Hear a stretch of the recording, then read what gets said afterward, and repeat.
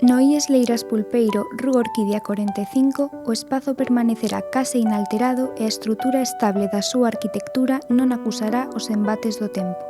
Achegámonos a través dun telescopio de futuros e logramos percibir unha milésima de segundo dun día remoto. Non obstante, o paso da historia deixase ver no percorrer de palabras novas, nunha dinámica diferente.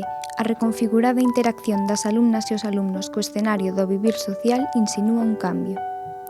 Se infiltramos a nosa ollada indiscreta entre os ocos do muro, atoparemos o patio de Lecer, no que parece ter esvaído a forza centrípeta que atraía os cromosomas XY cara ao foco principal da función deportiva.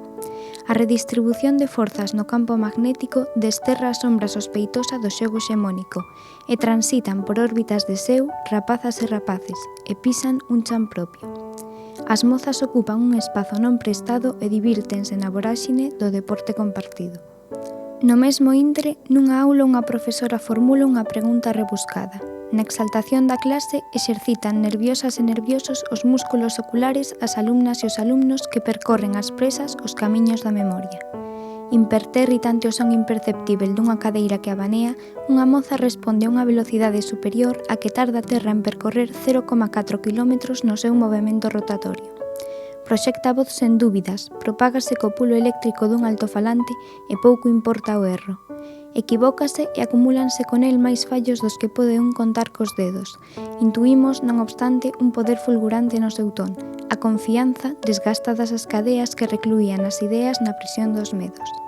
Tras a intervención sucédense outras verbas e revisten así o camiño do saber, non ancoradas no tiránico prototipo do perfecto.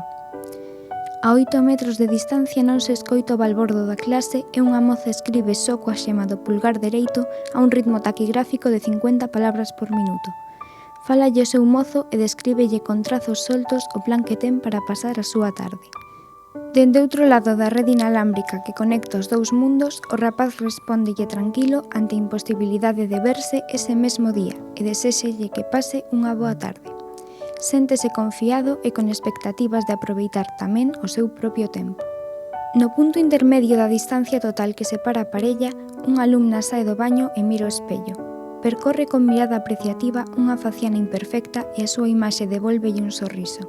Séntese forte, sábese boa compañeira, oínte atenta, de cómplices risos, de intelixencia perspicaz, de fortes abrazos, feliz cando está soa e feliz acompañada. Cando deixe o espello atrás, a sucesión lixeira de pasos marcará o ritmo dunha melodía natural, seguindo un fío musical que parece emitir o propio corpo, e cunha cantidade estimada de 42 pasos completos, entre chimpos esporádicos e medias alancadas, chegará un dos seus amigos. Achéganse a ela para contarlle as últimas andanzas do día, devólvense as miradas de mutua admiración. Valoran a ela e o seu criterio, compréndena. A ausencia dun lugar prefabricado que ocupar dota de poder a cada unha das persoas, que lonxe da condena do eterno prexuízo poden ser na súa totalidade. Cunha cortina de escuridade inminente afunden as imaxes. Queda sen luz o telescopio de futuros e lonxe da nosa utopía o espazo adopta de novo todos os matices anteriores. Preguntámonos cantas milésimas de segundo habemos de camiñar na procura do futuro perdido.